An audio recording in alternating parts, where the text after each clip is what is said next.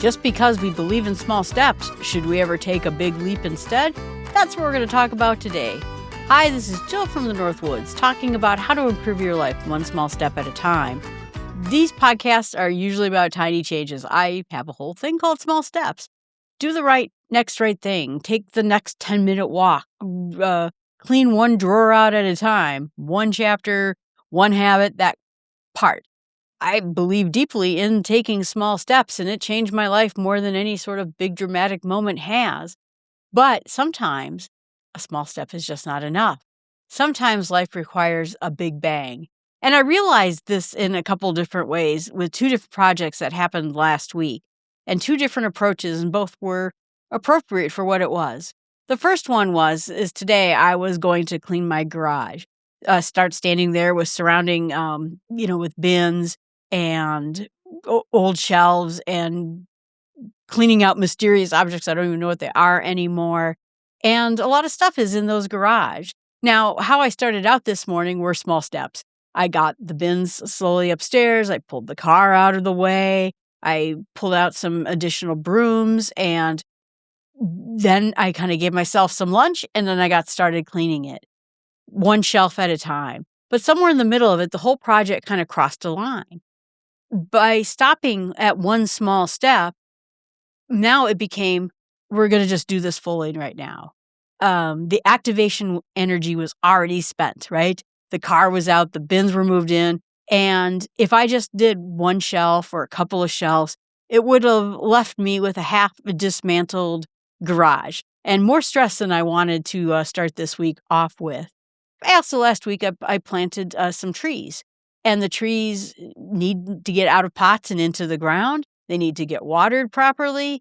And if I just said, okay, every day I will plant one tree, it's going to put the other trees in danger. I won't have a good system in place because I set up a watering system after that to water the trees. Let's just finish it. Let's just do all of it in one big push. And I could have, like I said, done it small, dug the holes one day. Next week, dropped one in the hole the next day. Quick win, small steps. And like I said, it's really a much bigger undertaking because, like I said, if I left those trees in there, I'd get bigger root balls, harder ground. The planting would have been harder to do. And you know what? You cannot just sort of plant a tree halfway. You have to do it in a very thoughtful way, start to finish. And so that commitment was required of me to get those things planted. Some things you can do in pieces, and some things really require you to go all in from the beginning. And so today I want to explore the differences of when you take small steps and when you actually need to keep going and do some big steps. And we'll look at that. So let me look at the framework we talked about earlier, is that, some things in life are gardens, and sometimes they're demolition projects. Gardens need consistent tending over time. You water it, you weed it, you show up when nothing looks like it's happening. You can't force a tomato plant to grow by screaming at it for 8 hours on a Saturday. It doesn't help you. It doesn't work in any sort of way. Exercise is a bit like that too, right? You need to do each step piece by piece. Building a Bible study habit. You just can't read the whole Bible in one sitting. You sort of have to do it over and over in time. Finances. You can't just take one paycheck and put it away. You do small steps over time, developing your account. All the different things that you're doing, whether you're praying more, reading more, sleeping better, it takes small steps, even growing a marriage. These are gardens, and they go through the daily life and rhythm with consistency and not intensity. You miss a day, you spent too much one day, you water the garden the next day. Small steps, starting over, keep going. The whole point is the long game. But demolition projects are a little bit different when they come in life. They need decisive action, they need momentum, and they need you to commit and then go. Thinking about cleaning out a neglected room, or like I said, my garage.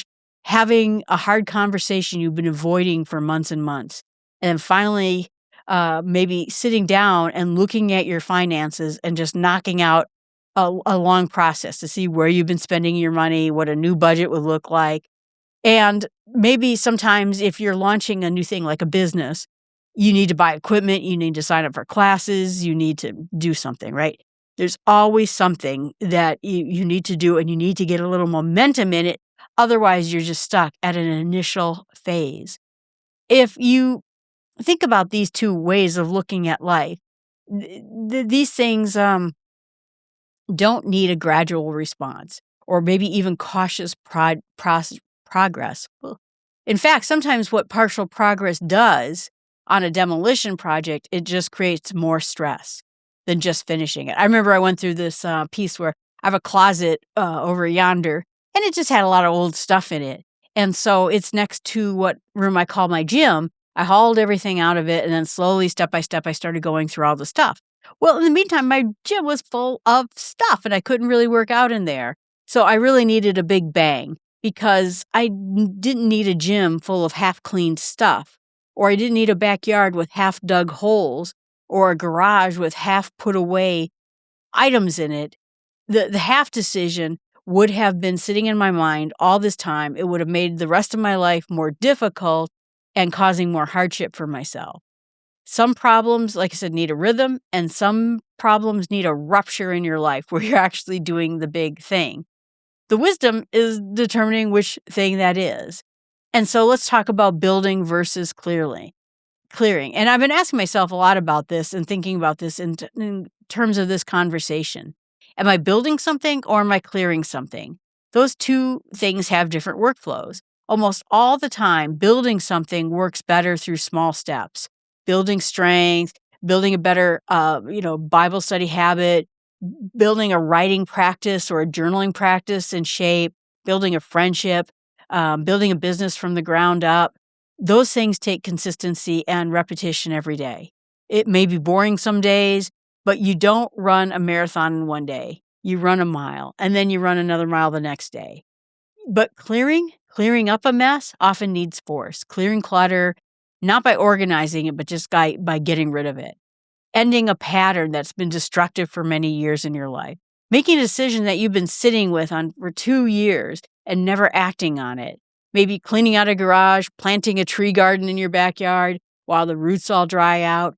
Gradual progress on a clearing project actually can make things worse because when you nibble at it slowly, you stay emotionally attached to the old system. You never fully cross over the threshold to get to the new place in your mind where you're at. You never get the benefits of the reorganized clutter. You just get clutter all the time that you should just get rid of. So if you get a few examples that feed kind of into this category, building a project, like I said, starting a walking habit, reading the Bible better, saving money, learning to cook healthier, learning to build muscle, working on your sleep project, practicing journaling, building a podcast, doing something like that. All those projects need small steps. But a clearing project, like I said, is clearing out a room, having a conversation you have avoided for years, changing jobs and going to something that you've been dreaming of all your life, or getting away from something that's been draining you your whole life. Deleting social media, reorganizing your file system, replanting your yard, even working on weeding in the yard sometimes, getting a health issue finally cleared out and worked on. When you look at those two lists, it feels familiar to you that there's something that is on the clearing list that you've been treating like a building project, doing a little at a time, making a little bit of progress, and it never actually seems to finish. Then that's the trap, and it's a sneaky one. So the preparation track is one of the two big mistakes I see in people make right here. And I include myself in it too. I used to make these mistakes. The big one is big banging things that actually need consistency. It's one of those classic kind of January 1st things. I'm going to finish my health. I am going to get healthy, and it's January 1st. And starting tomorrow, I'm waking up at 4:30 in the morning. I'm working out 2 hours. I am meal prepping every single meal and reading 50 books, all starting tomorrow. I'm going to learn Greek. I'm going to declutter the entire house, and I'm going to become a completely different human being by next Thursday. Then ends in exhaustion and disappointment almost always, because real life is seasonal. It's repetitive, it's messy, it's ordinary, and human beings are not machines. These gardening projects do not respond to force and us just having this January 1st force day. They respond to faithfulness, doing small steps day after day. They're survivable. You can do them again tomorrow. Big mistake number 2 is sneakier, and I think it gets talked about a little less. Sometimes people use small steps to avoid change altogether. So we prepare forever. Oh, I just need to read this book about how I'm going to eat better. I just need to read this book about how I can make better checklists. We research garage organization systems. We investigate bins. We label the bins. We watch YouTube videos on how to organize our garage. And then we have a very organized collection of bins sitting there in a row for a very disorganized garage. And somehow it feels like progress, but it's not. Or we wait to get healthier. We spend 2 months researching dieting books. We buy more books. We make better spreadsheets. We subscribe to healthy newsletters. We have extremely well-researched plans that we don't start. If I want to start a business, a podcast, write a book, creative projects, we spend 6 months planning mode, notebooks, names. We have 17 pages of ideas, and we haven't published or written anything yet. And we stay what feels like in motion because we're doing something, but what's happening is we're avoiding actual transformation. And I want to say this because it's absolutely, I've done every one of those things. I love preparing for a plan. I love preparing for something that it feels productive. It carries no risks. Nobody can tell you failed because you haven't even done anything yet. And this is the question, and I ask this to myself all the times.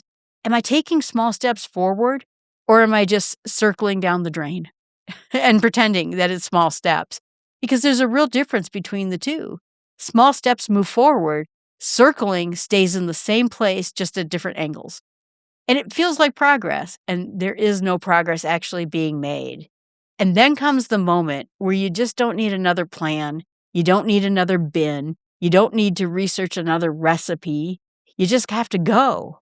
The Big Bang works, and I find it generally fascinating because it's a way our brain works. If you ever noticed how good it feels when you finally commit to something that you've been avoiding for a very long time, and that moment happens when the decision's actually made, not considered, no more planning, no more research, made, doing it. And maybe it's cleaning out a room that you walked past 2 years, messy, it's disorganized. Maybe it's finally addressing a health issue. Maybe it's making a phone call you've been dreading for a long time. Or maybe it's just pulling everything out of the garage and committing to finishing it. There's a strange emotional relief that happens the moment you fully commit to something. The dread might not disappear, but it starts to shift because it becomes something that you can actually work through. The dread decreases once the movement starts to begin and the action begins. If something is really, really stressful for you, it may not be the work itself.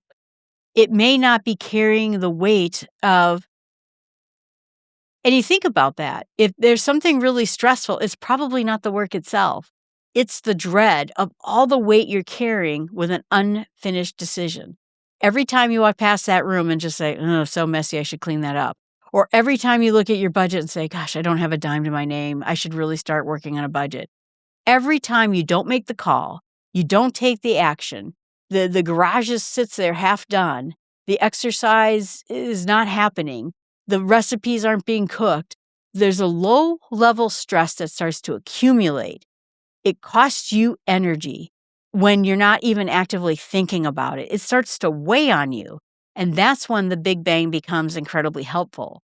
A Big Bang creates clarity.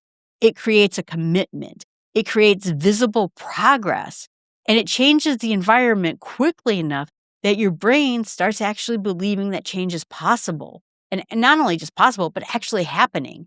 And that's why some people completely reorganize a room in one weekend, and they suddenly feel lighter afterwards. Not because the room is cleaner, but because the environment itself has shifted fast enough that it creates a psychological break from that old normal that you no longer walk by and go, oh, I really should do it. Those trees I planted, they're in the ground. They look beautiful. They're actually perking up, and it's something different.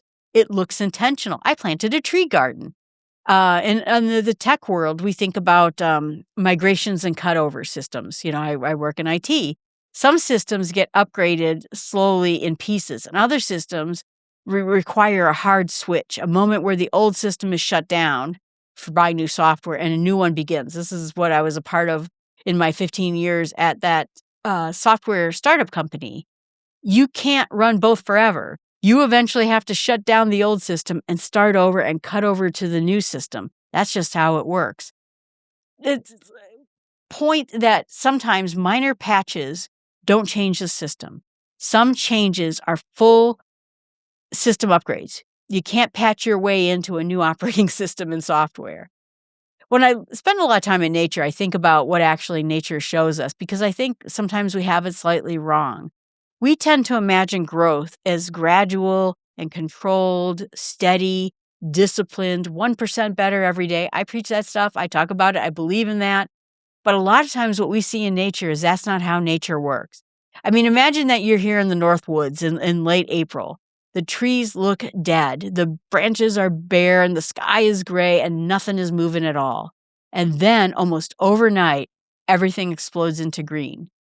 It doesn't just ease in. Spring sort of erupts at us. And then one week we were looking at sticks, and the next week we're looking at whole, full trees full of leaves. That's what happened to me in my vacation. I was on a bird watching vacation, and then it was all sticks, and practically the next day it was all leaves. The growth is all the time, quietly under the surface, but the transformation, the visible change came in a burst. Think about bird migrations. That's why I was out bird watching. The birds are migrating through my neck of the woods right now. And one of the things that amazed me the most is when the warblers move through. One day they're not there. You have the robins and you have the cardinals and you have the crows, and then boom, there's all the warblers and the towhees and everything else. Boom, migration isn't gradual. It is sudden, and it happened all of a sudden. And then they migrate out just as quickly as they migrated in. The conditions were right, and the time has come. Ice breaks, floodwaters, you think about all the different things. A caterpillar doesn't become a butterfly. It dissolves into the chrysalis, and then it emerges something brand new. Life contains both gradual formations and sudden transformations. Most of the growth is slow and invisible, and then something tips, and then it happens fast. I think the wisdom into choosing one philosophy or another is maybe learning to read the moment you're standing in. Right now, if you're in a season that requires you to have patience, steady watering, faithful showing up every day, that's what you should be doing. But sometimes the season requires the courage, a decision, a shovel, a weekend, pair of headphones, and then a willingness not to stop until it's done. Part of what happened in my garage a couple of years ago is I had shelving, really old shelving in my garage, and the shelves collapsed. They just busted over the age. And suddenly I had a complete mess in my garage as the shelves. So one shelf broke down and it crashed into all the other shelves. And there was everything that was in my garage sitting in the middle of the garage. Luckily, my car was not in it. I needed a big bang solution so that I could eventually park my car into the garage again.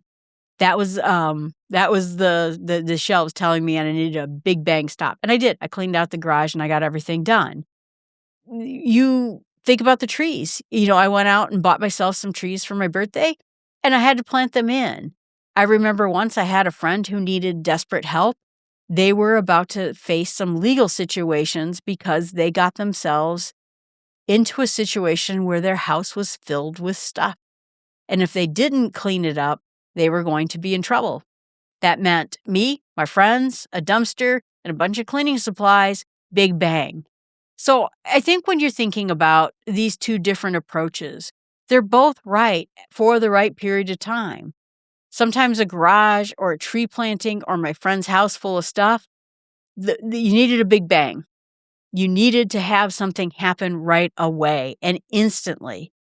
The garage for me this morning, when I was cleaning out my garage, I wasn't in a panic situation.